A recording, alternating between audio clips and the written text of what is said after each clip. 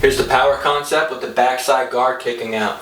Now against a 3-5-3 stack, we're kicking out this tackle because we're always kicking out the end man on the line of scrimmage.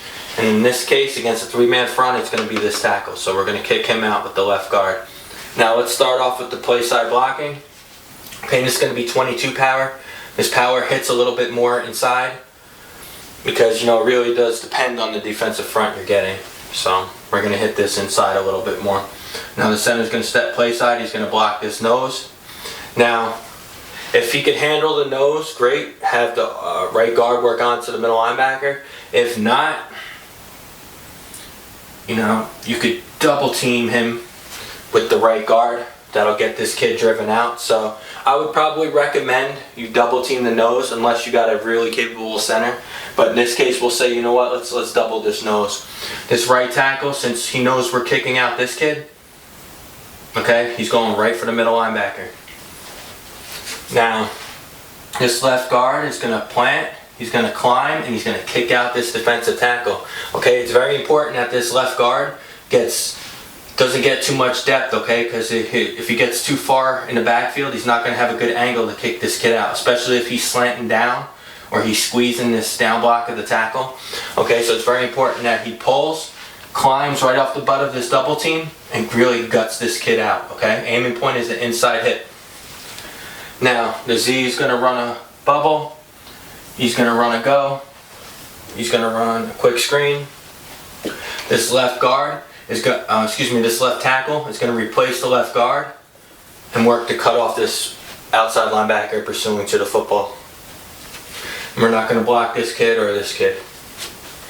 Now the H, as soon as that ball snap, he's coming, he's leading through the hole, okay? He's blocking the first linebacker that shows. As soon as he comes across, this isn't motion, okay?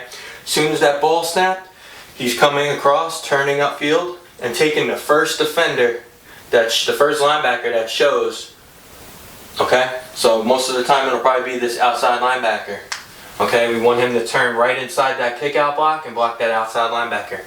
Now the 2 is going to get the ball, and he is cutting right inside the kick out block, okay, here, right inside the left guard's kick out block, and he's getting right behind that H-back, okay? You want him almost right on the butt of the H-back, so as soon as the H blocks, say he blocks this kid out, he could cut it up. Right on the butt of the H. Say the H blocks this guy in, he could cut it right off, okay? So you want the 2 cutting right off this H's lead block, okay? And the timing does vary. It's something you have to figure out in practice, but, a couple reps, these kids will get it down. QB catches the snap, hands to the 2, and fakes this way. And again, a good fake is very important from the quarterback because that'll hold these kids, okay? If he executes a really good fake, that's going to hold these kids for a second, and that'll allow this tackle to seal this right outside linebacker, and that may be the difference between a touchdown or not, And again, let's get into the RPO options here, okay? We do have several RPOs we could install in this play as well. Okay, we could build some RPOs in here. The corner's playing off. This dog backer or outside linebacker, whatever you want to call him. If he's cheating in, or they're rolling, or whatever they're doing. If there's space here, he's cheating in. You could throw this quick slant, this quick screen, and he could get upfield. Let your athletes work in space. So if there's no threat here, there's really no overhang play or anything, and the corner's playing off, you could just catch it, throw it real quick, and let this kid beat this corner in space. You could throw the bubble, same thing. You could have the quarterback read. If you want, you could have him turn, throw the bubble. If this kid's cheating and coming off the edge, you could throw the bubble.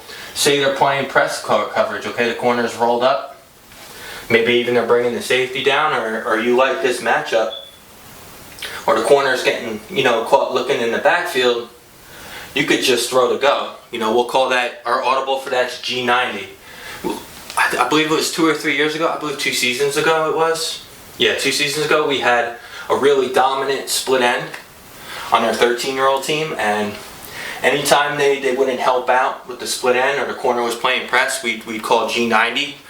And G90 means the X is running to go, 90 means they're pass blocking, and we just throw a quick fade, go route, whatever you want to call it. So you could build in a go route out of this, so there's options. But this is probably my favorite way to run power, to be honest with you. It's kind of like our belly play.